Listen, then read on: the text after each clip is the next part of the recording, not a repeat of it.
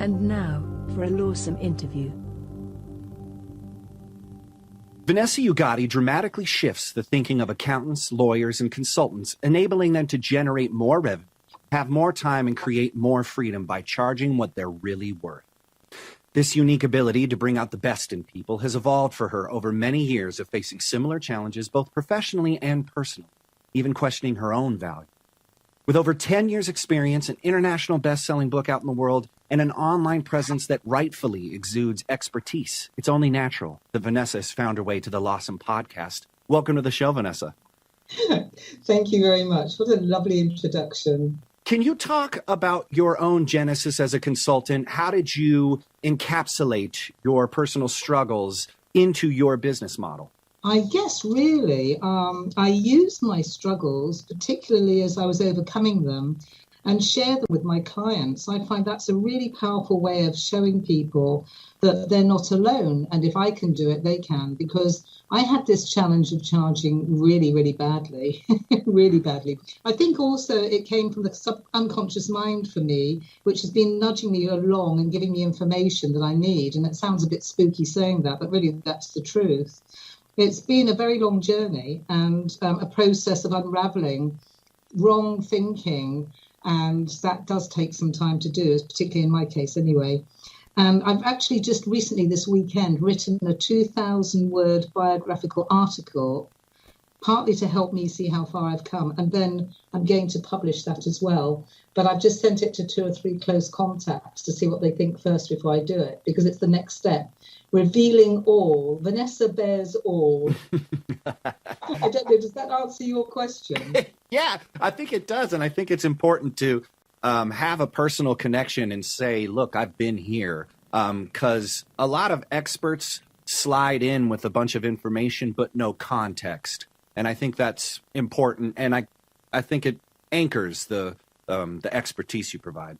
You know, I think that personal experience of it gives you heart and soul and understanding, and then people really connect with you because they see you as genuine rather than somebody who's just reading out of a book and telling people what to do when they either don't have the problem themselves or they're not actually dealing with it themselves. So I think there's a bit of that heart that holds us back from asking for compensation or what we're worth. And so I was doing a little bit of research for this interview, and according to Bloomberg, 8 out of 10 entrepreneurs who start businesses fail within the first 18 months. So 80% just crash and burn. And I know that the reasons are myriad. It's not just one thing, but I know personally a few small business owners, and there is a huge hesitancy to paying themselves first. You know, I think that in business college, you know, you teach people how to make money, but you don't teach them how to ask for it. And I'm just wondering, you deal with this specifically. Where does this reluctance to get paid come from? Well, I think I think there's many different aspects to it, although some key ones. And I think in terms of lawyers, because we are talking to lawyers, aren't we? Yes. I can only speak for lawyers in the UK, but I'm imagining it's very similar in the States as well. Lawyers go to law school and they study law, and there's an awful lot for them to study. They don't spend an awful lot of time studying business or how to understand the way they think or how to manage people or any of that side of things. So First of all, there's potentially a lack of knowledge in what to do. And then secondly, there's false beliefs about money, your upbringing, the personality type you are, feeling sorry for people. You know, you were talking just a few minutes ago about heart. And if you're a person who's a very empathic person, somebody who likes helping people, and often people go into a particular profession because they want to help people. And that also is me. So because you want to help people, there's a part of you that says in your head, well, I can't possibly charge for that because I enjoy helping people. And part of it's unconscious. I mean, a large part of how we behave anyway is unconscious. So whatever those unconscious beliefs are, they then start manifesting.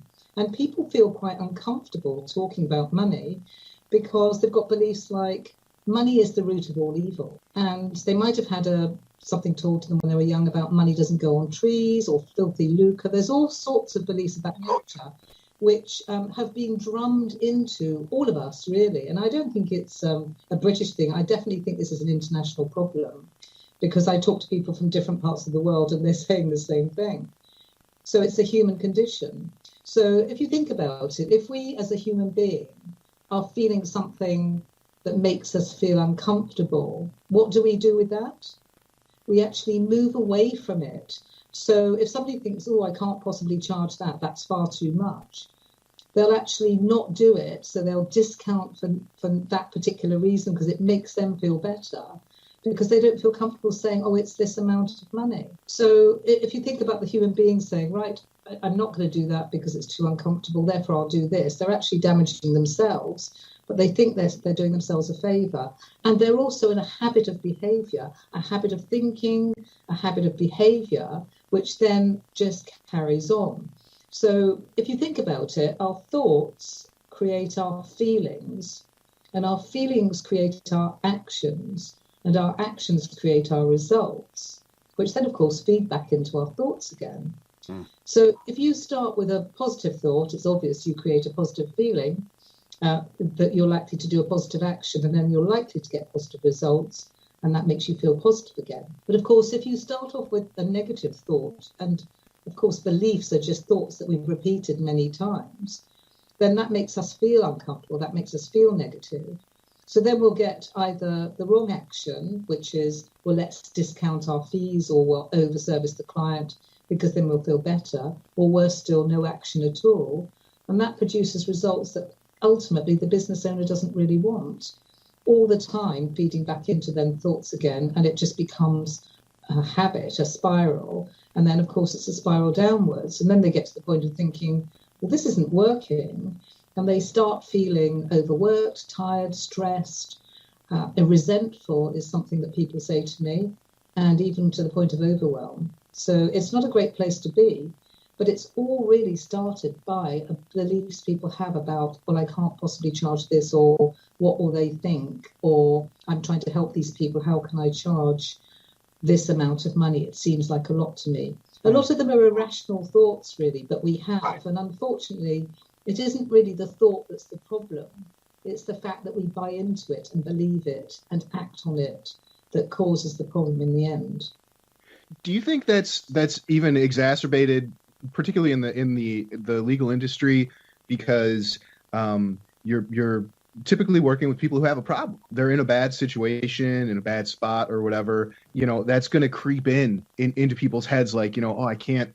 We need to do this, this, and this. Well, I know they're in a bad spot. I can't really charge them for this, and it's only going to take me a little bit of time anyway. It makes it difficult to put things in a strictly business sense. So you have to create those boundaries, because, I was a hopeless case, all right? A totally hopeless case, Paul, because I was completely unaware of how I was operating when I first started helping people. And I was very focused and motivated to help people. I loved it. It was my reason for being. But then when it came to discussing money, or discussing fees, or anything to do with the business side, I really was so uncomfortable. I didn't have a clue, and I'd just get it over with and say something quickly, and then sit there, feeling all this fear inside as to whether they were going to say no or not, because there was an absolute fear of rejection. So it's not even just about thinking about the other person's feelings. Very often we've got to reflect back and say, what is it that I'm feeling inside of me that's making me behave in this way? And it's really more about fearing that somebody's going to say no to us, and what will they think of us? So that fear of rejection is very, very strong. And yes, of course, lawyers are helping people who are in trouble, but I'm helping people who are in trouble. Lots of people doing a service, or giving a service, I should say, are helping people who may have a problem, or who have some kind of a problem. So we have to be willing to separate the two things out and say, okay, I really want to help this client. And there's no doubt in my mind that that's really, really important. But at the same time as helping this client, I must look after my business. And so I've got to balance the two things. Because if you don't balance the two things, what happens is excessive helping the client And if you could see me, I'm putting my hand up in the air, and yourself or the business further down means imbalance. And when we're not in balance, that creates all these other problems that I've already mentioned about being resentful and overworked and stressed and tired. And ultimately, that actually impacts on the quality of work people do for their clients anyway. So the other thing is really that when we're focused on thinking that it's all about what we're charging, we're not really focusing on what's the benefit to the client of what we're doing. So say, for example, somebody's getting a divorce. I mean, I know in this country, divorces are not something that people charge an awful lot for necessarily if it's a straightforward one, because they're looking to get the business of sorting out the finances. And obviously that's normally a bigger piece of work, and so they'll earn more money from that. So I try and get clients to focus on, okay, so when you solve the problem for your client, what will that mean to the client? What will be the benefit to them? They can get on with their life. They've got their finances sorted out. They've got their relationships sorted out. They've got their children sorted out. They've got stability back in their life. And they've got their life back. And when their life was in total turmoil, every day and every minute of every day was probably really uncomfortable and unpleasant. Wasn't it worth spending some money with somebody who does a really good job for you? And maybe it was expensive to get your life back. But they don't think about that. They just think about, oh, it's costing all this money and I can't possibly charge that and I better just discount. And very often people do that. They discount their fees. They don't even have the conversation with the client. So they don't know. Often they're making up in their own mind things that aren't necessarily true. Interesting. So they're projecting some stuff there, kind of, you know, and instead of looking at it like saying, hey, I didn't get this person into this mess or situation. I can get them out. They need me. And when they're done, they're going to be in a better place. That's absolutely worth being well compensated for, you know? Yes, indeed. And actually, I'm working with a family lawyer at the moment. That's probably why I use family law. And she's an extreme people pleaser, a very lovely person, been in business quite a long time. But she was really seriously having problems with charging effectively, and it was having impact on her life. So, you know, this is not a good place to be.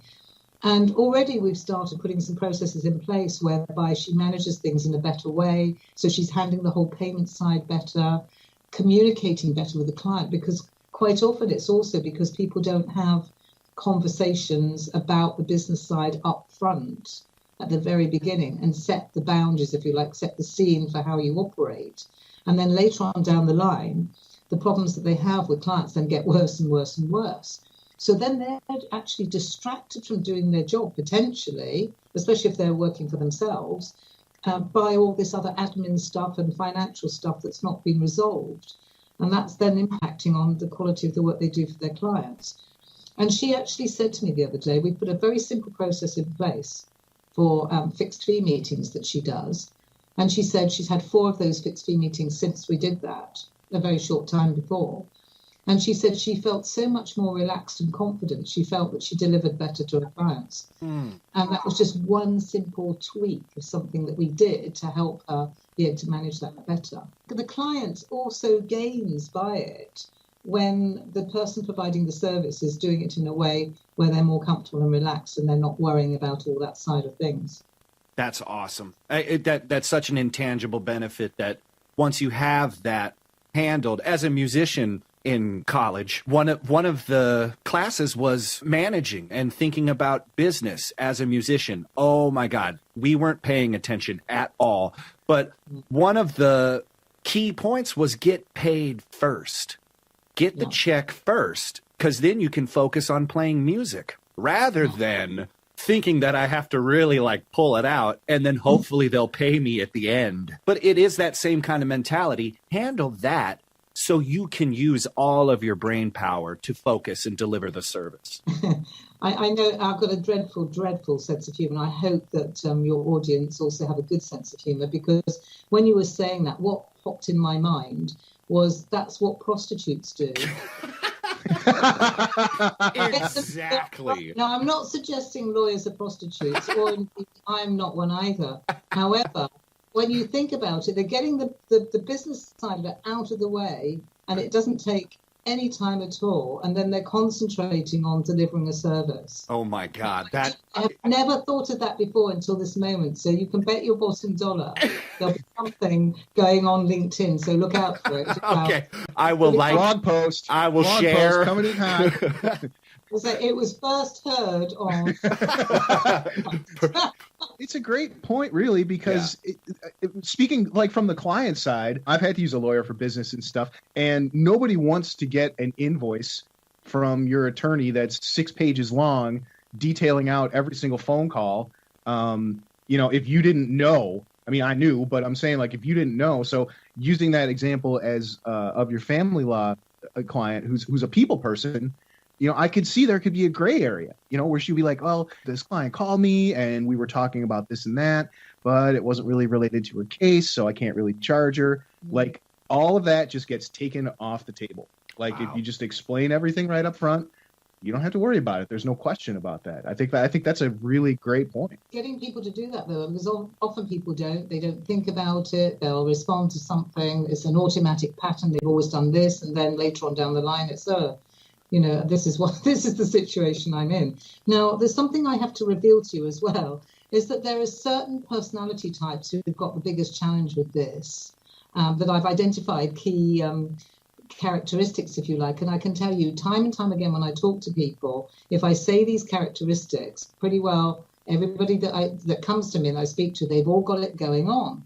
So, and of course, there were also characteristics that I have, stroke had, or overcome and managed. Mm-hmm. Because the other thing is that I also reassure people is that if they're working with me is that I don't turn people into monsters, because I don't want to change the nice aspects of my clients in how they operate with their clients, because that's part of their success in being able to actually be empathic and care about them. This is a great quality to have.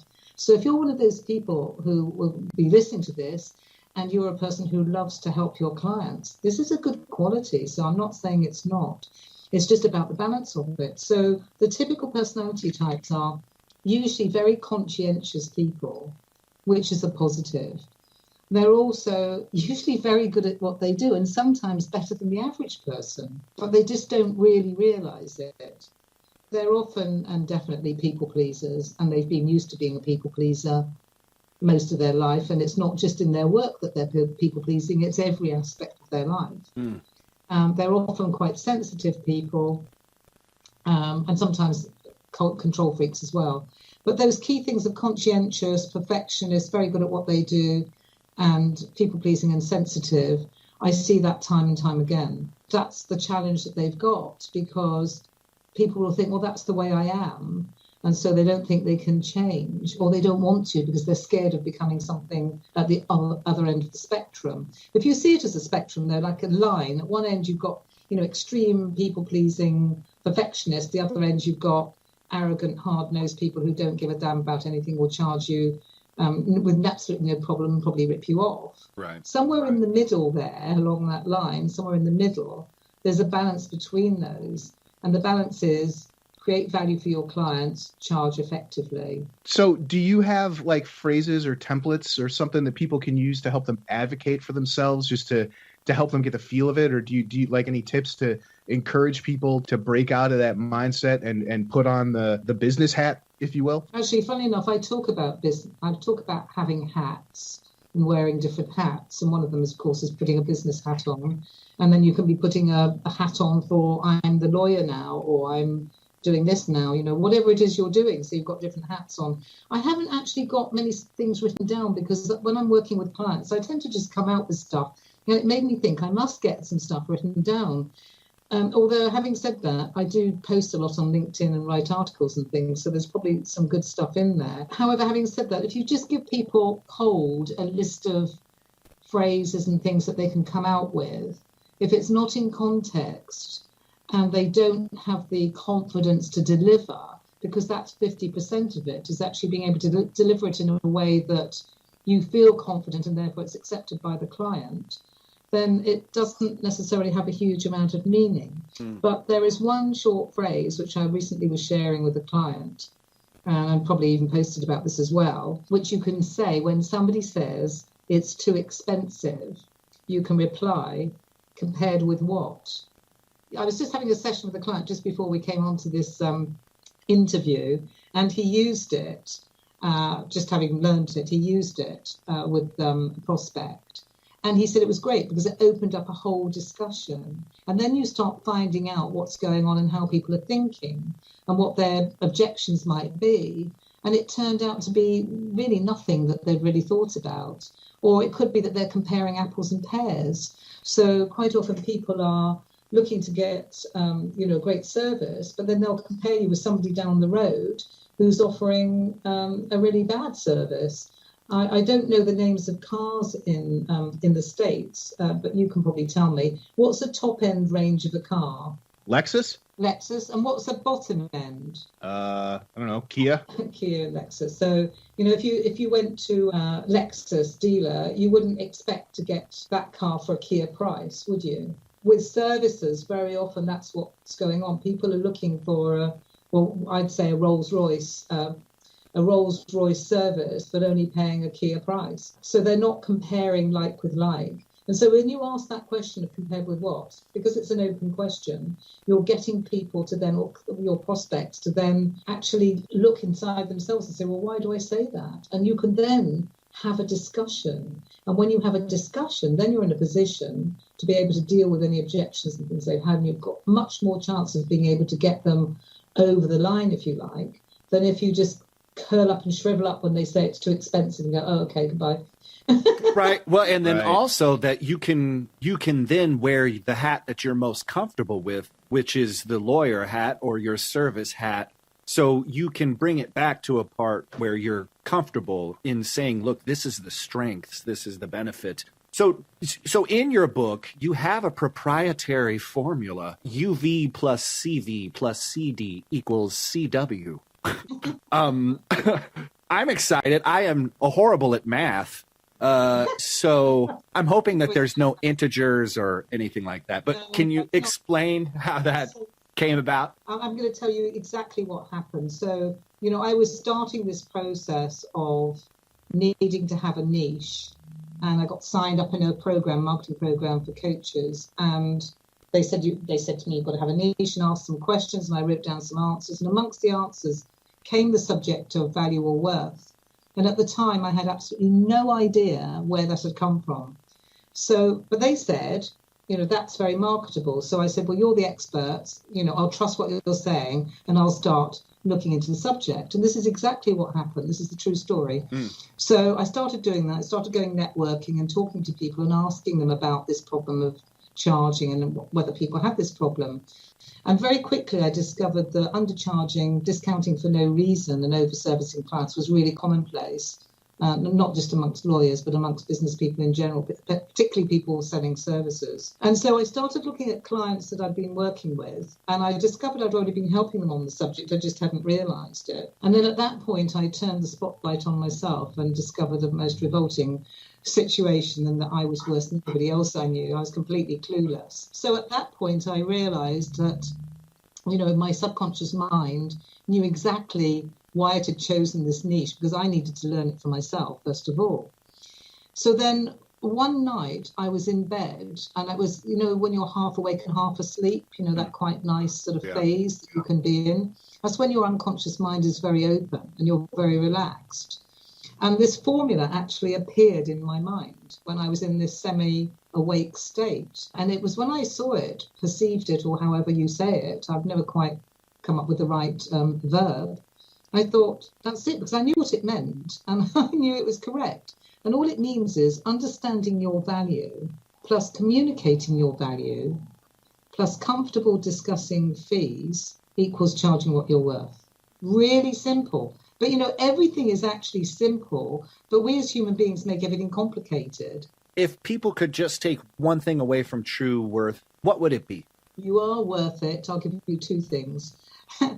And think before you speak, because the biggest problem that we have is that we react from our unconscious mind, because that's how we've always done it. So whatever we do, everything that we've learned is stored in the unconscious mind. It's not stored in the conscious mind. And so your expertise as a musician, or mine as a coach, or lawyers as a lawyer, is stored there. So everything is stored there. So all our beliefs, everything we've ever seen, heard, touched, tasted, and smelled, everything's stored in the unconscious mind or the subconscious mind. Mm-hmm. And so when we react to a situation, we're reacting from that content in the unconscious mind, which hasn't been looked at and by the conscious mind and said yes or no. So that's why I say think before you speak, because if you go with your automatic reaction and you've been used to undervaluing yourself, then you're going to get a result that you don't want. And although the formula is simple, it's not easy, because your value is also held, or your expertise is held in your unconscious mind. So it's become unconscious. The longer you've been doing something, the more unconscious it is. So to put it into your terminology in terms of a musician, say you see a concert pianist, a really professional, amazing concert pianist, when they play the piano, it looks so easy. Mm-hmm. And it probably is, actually, after all the amount of years that person has been practicing. But they had to do an awful lot to get to that point of this seamless, easy playing, running their fingers up and down the piano and making this music. And it's the same with a lawyer. They had to put a lot of effort and time into studying, learning, putting it into practice. But once they're good at it, a lot of times they can answer people quite quickly and easily, thus devaluing it, and devaluing it to themselves and also to their clients. So that's the fundamental thing, is actually being able to go back and say, okay, in order for me to be able to do what I do, what did I have to go through in order to get here? And also then once you understand that, and then you can start thinking, well, what's the value to the client of what I'm doing? But lawyers don't think like that, because you mentioned earlier on that when they're billing, they'll bill all the itemize, all the things that they've done, which are all the features of the work. And for most people, they're not really interested. They're interested in the benefits or the result of what they're going to get, the solution to their problem. Right. And so they think in features, so they don't think in benefits. And features are boring for most of us. Not That's interested. great. That's awesome. It's actually thinking about what's the benefit. So think before you speak, know you're worth it, and think about what the benefit is to the client. Does that answer the question? Yes, and it's brilliant. I mean, coming from the marketing standpoint, advertising standpoint, all of that stuff I think is transferable. So this is advice that just doesn't go to the heart of charging. I think it goes to the heart of who you are and how you present yourself to the world. Absolutely. It's huge.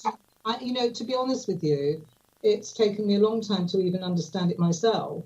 And also, more recently, I did understand that understanding your value is not just for people who are selling themselves. So if you take a law firm, they've got their fee earners, then they've got their support staff. They might be legal assistants or secretaries or whatever. So I say that everybody in the firm has a value, because everybody has a part to play.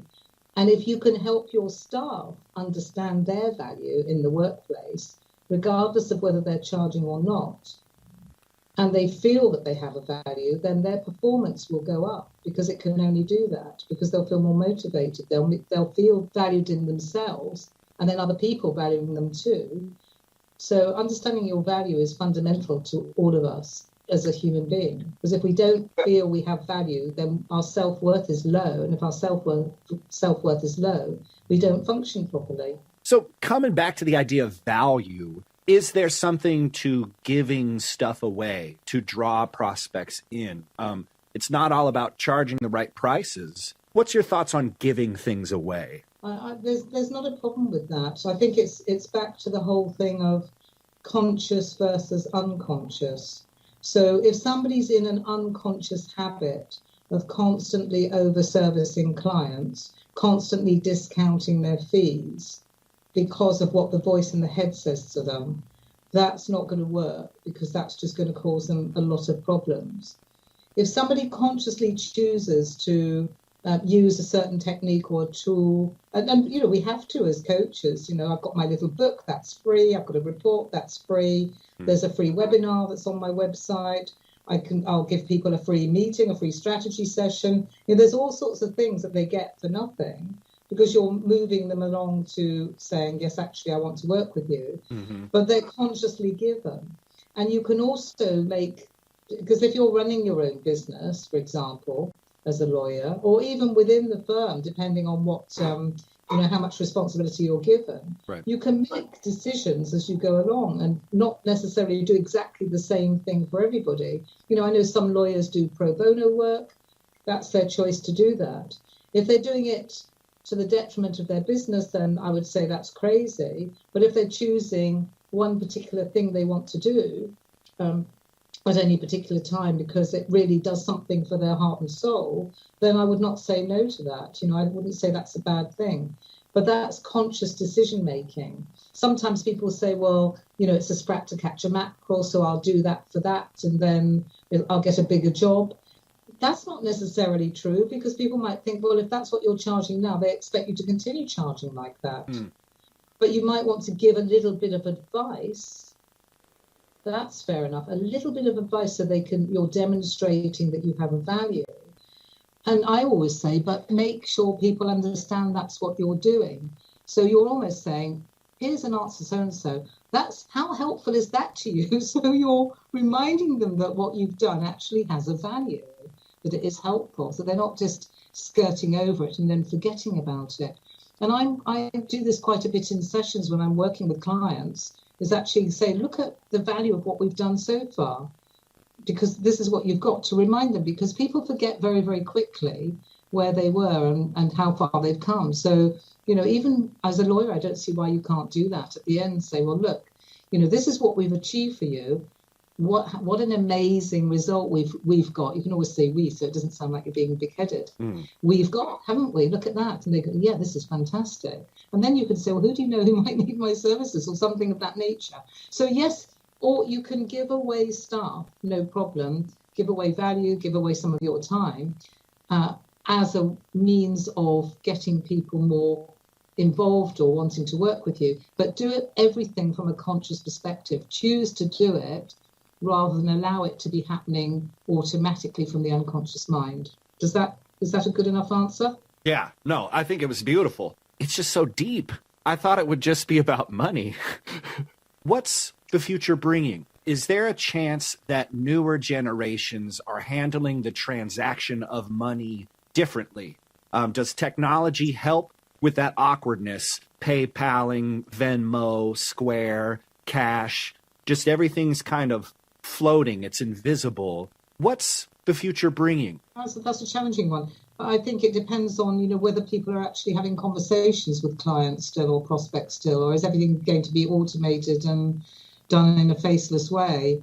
And I just can't see that, because I think you're still going to have conversations with your clients and your prospects to discuss fees. Otherwise, who are they getting to do the work for them? I mean, obviously, you can go online and you can get legal services done, but are you getting the same level of service as you would if you went to somebody and you actually had a relationship with them and they really actually cared about you?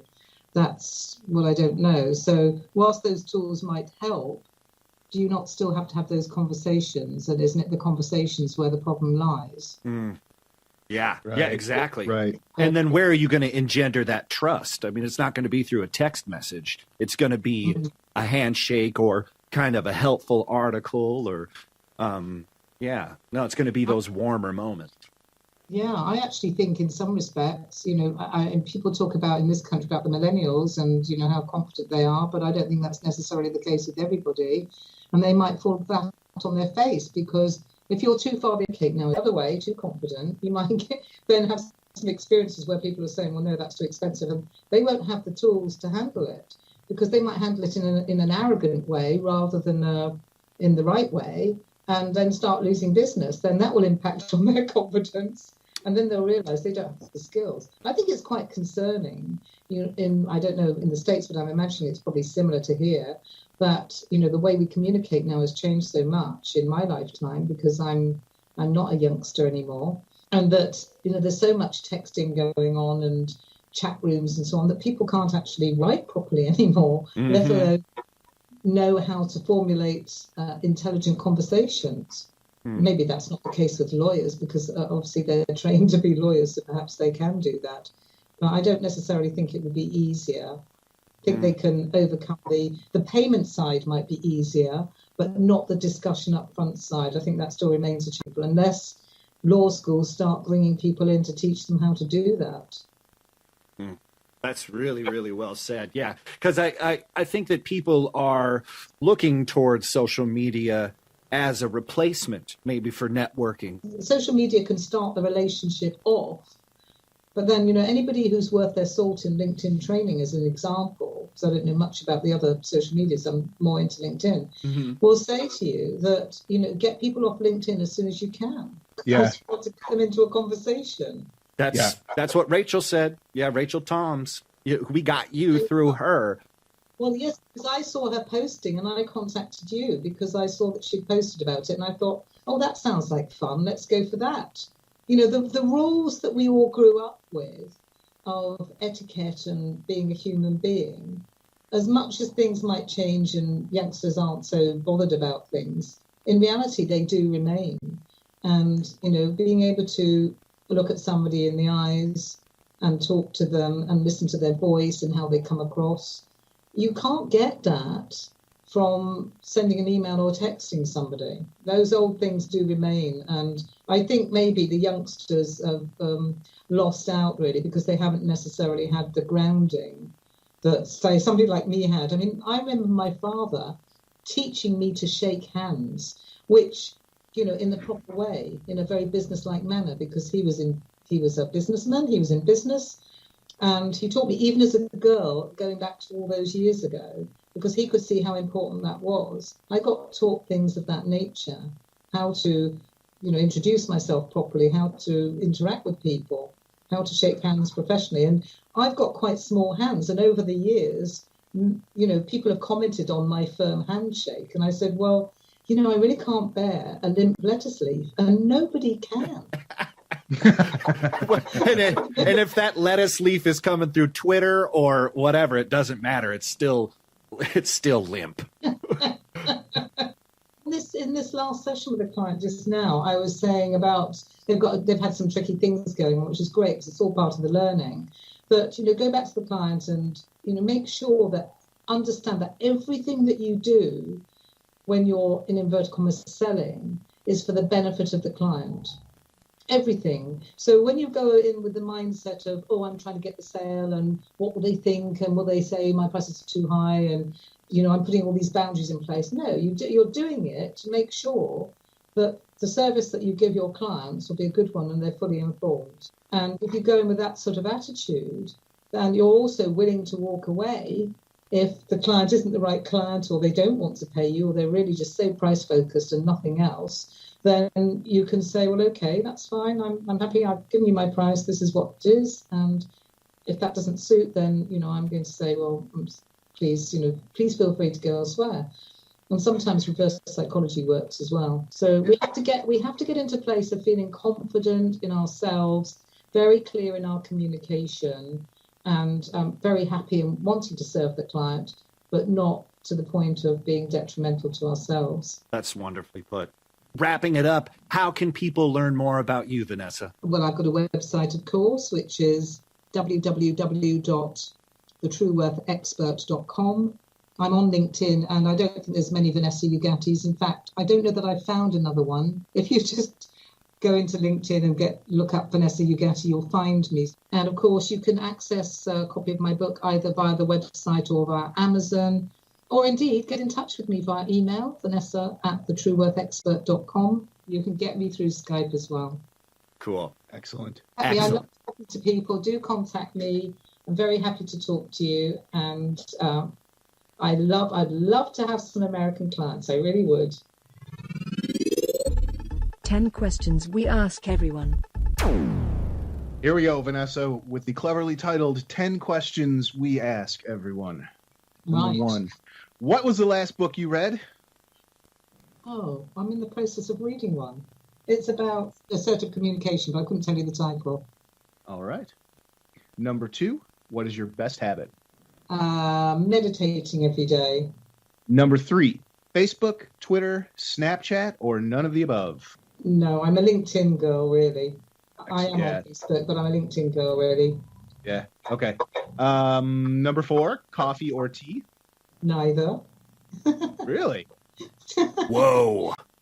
Wow, that's the first time someone's ever said that. What? Water. Do you know, water is my favorite drink. Number 5, what is your favorite place? Well, I love France because I'm French speaking. So can I say France? Absolutely. There are no wrong answers here. Yep. Number 6, is Keanu Reeves a good actor?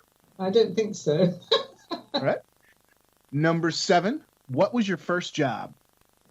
I was a bilingual PA. Number 8, what's a skill you have outside of your current of your current consulting that you incorporate into your work? Nothing's coming to mind because I think a lot of the skills that I use in what I do are an amalgamation of years and years and years of doing different things. Definitely. Yeah, Totally. Yeah, I get that. Number 9, what sites, blogs, or newsletters do you regularly check in with? Nothing regular, well, LinkedIn. Yeah. LinkedIn. Yeah. Okay. And we've made it to the end. Number 10, after a long day or a long week at work, how do you relax and unwind? So I know this sounds a bit not like it's relaxing. I love to do my spin class and my circuits class over the weekend, and then also get out into the fresh air if the weather's decent. At the moment we've had sun today, but it's been very chilly, and I went out, wrapped up, and put a blanket round, took a blanket with me, would you believe, so I could sit on a bench and look at the view.